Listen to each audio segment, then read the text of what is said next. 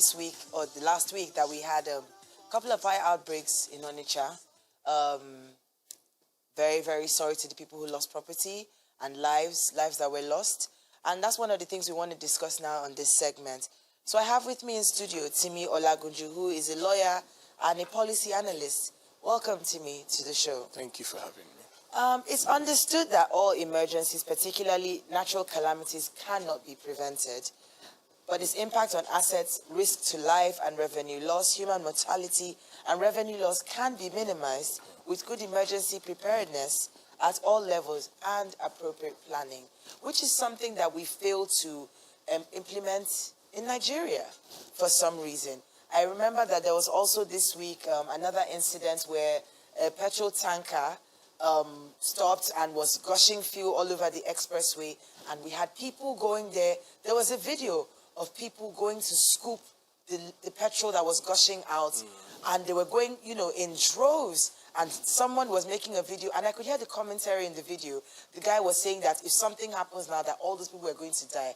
And I thought to myself, my guy, are you aware of the impact of this, what the impact of this explosion could be for you, who is also even making the video?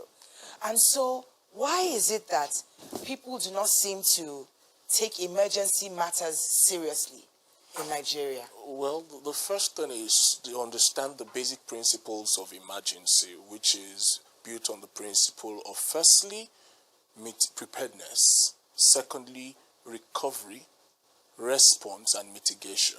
So preparedness, response, recovery, and mitigation.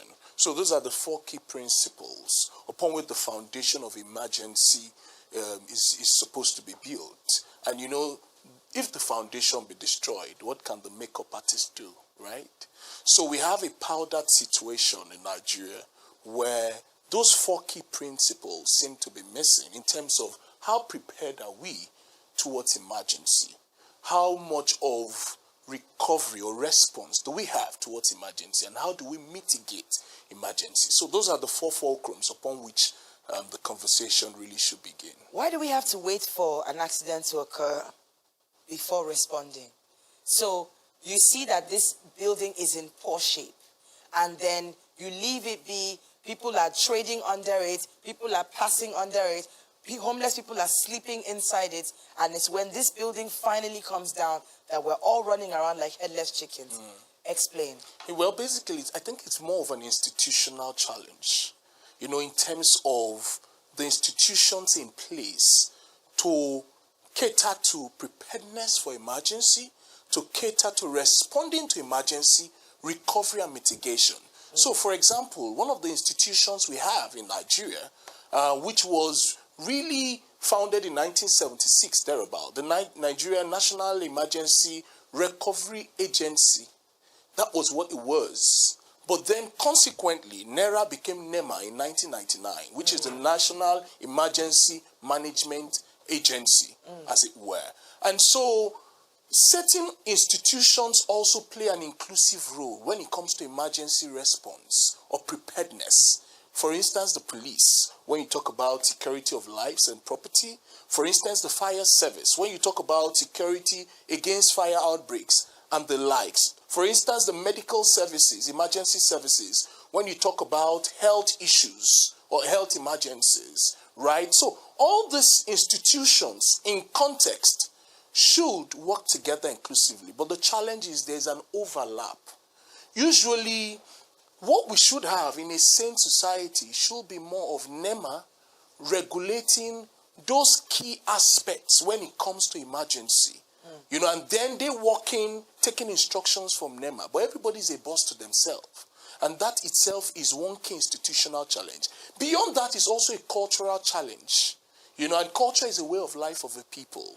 How are Nigerians prepared in their minds towards the issue of emergency? Are we trained, properly schooled, as a matter of training and education in issues of emergency? For example, an average Nigerian might not even know how to save somebody who is dying in an emergency situation. Can the average Nigerian use a fire extinguisher? That's even as basic or simple as that. So the culture of response to emergency or preparedness And there's also the issue of data.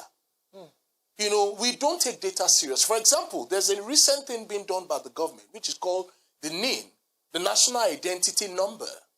But trust me, if you go get your number, you may be shocked that the process of data collection does not really reflect an output that will create the kind of success we need. So it starts... How so? It starts basically, you know, in data collection or data use, it starts basically from the foundation. And what is the foundation? How do we get data? And for what purposes are the data being used in context? Because when it comes to emergency, the fourth part of emergency, and very important, is mitigation, which is feedback. And you need the input of data feedback in order to prepare for future impending emergencies. And so these are key issues we need to deal with. Have you had to interface with any of these agencies that you've mentioned? Because you seem quite well versed in the goings and comings and workings of it. Well, the point is, I'm a policy consultant as a lawyer, as well as a lawyer. So from a policy angle, I can easily see with an eagle eye of policy making the issues as it were.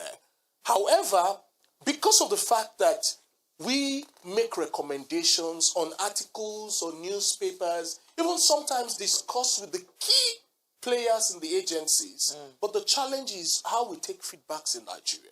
And I'm sure I'm not the first person to be saying this, really. You know, a lot of people too would have been saying these key issues, but the challenge is how we respond to feedback in Nigeria. We need to develop a stronger feedback mechanisms in terms of how we take in feedback, in terms of policy input and feedback from data for preparedness towards emergency. How could we have prevented the Onitsha incidents? That's a good question. You know, it still falls back to those four principles I mentioned in emergency: preparedness, response, recovery, and mitigation, right? And so when you look at it carefully, a fire emergency is not just a NEMA issue, it's also a fire service issue.